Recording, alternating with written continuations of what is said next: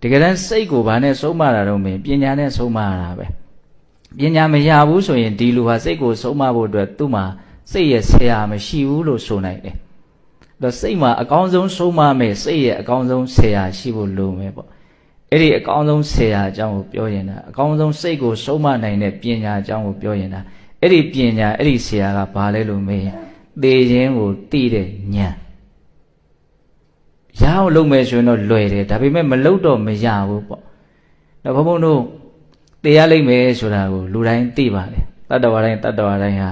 သေမျိုးတွေတစ်ချိန်မှာသေရမှာဘယ်ချိန်သေရမယ်ဆိုတာတောင်မှသိခွင့်မရှိတဲ့အနေအထားမျိုးနဲ့ဘုံဘုံတို့သေကြရမှာအဲ့ဒီသေခြင်းတရားကိုဘုံဘုံတို့က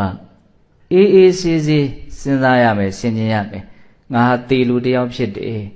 ငါဘေးမှာရှိနေတဲ့လူတွေလည်းသေလူတွေပဲဖြစ်နေတဲ့တတ္တဝါတွေအားလုံးဟာသေကြမဲ့တတ္တဝါတွေလို့ဒီအမှန်တရားကိုဘုံဘုံတို့ဟာစိတ်နဲ့မပြတ်မပြတ်မလုပ်ပေးရမှာတော့တွေးပေးရမယ်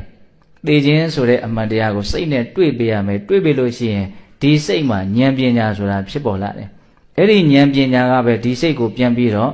ဆုံးမလိုက်မယ်အဲ့ဒီကြတော့မှကျွတ်တို့စိတ်ကလေးကတကယ်ရင်ကြီးမှာသူများဘလောက်ပြောမရဘူးဟုတ်လားအဲ့တော့ဘုံဘုံတို့ရဲ့စိတ်ကိုတကယ်ကိုမကောင်းမှုမှာမမွေ့လေအောင်ကောင်းမှုမှာပြောအောင်တကယ်အလုပ်ဖြစ်အောင်လုပ်ချင်တယ်ဆိုရင်ဘုံဘုံတို့ရဲ့စိတ်ကိုသိခြင်းကိုသိတဲ့ဉာဏ်ပညာကိုရအောင်လုပ်ပြီးတော့အဲ့ဒီဉာဏ်ပညာရဲ့လက်အောက်မှာရင်ကြည်ကြည်ကောင်းကောင်းမွန်မွန်လေးရှိအောင်ကြိုးစားရမယ်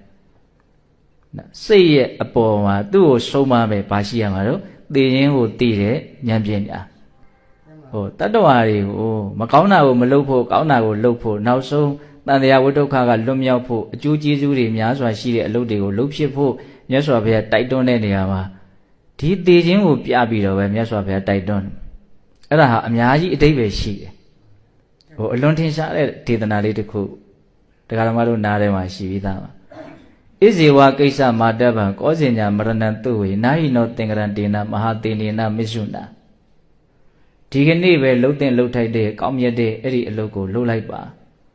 မနေ့ပြန်ကြမှာသေမယ်လို့ဘယ်သူသိနိုင်မလဲဘာဖြစ်လို့လဲဆိုတော့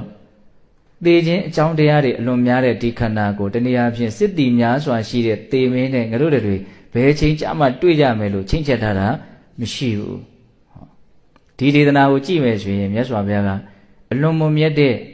ဘဝရဲ့အမှန်တရားကိုသိပြီးတော့ဘဝရဲ့ပုံမှာမမောမှုအစဉ်စဉ်ချုပ်ပြီးတော့တကယ်ငြိမ်းအေးမှုချမ်းသာမှုအစစ်ကိုရဖို့အတွက်ဝိပဿနာလို့မဂ်ခင်၈ပါးလို့တတိပဋ္ဌာန်လို့ကိုဘုန်းဘုန်းတို့လုပ်ကြရမှာကို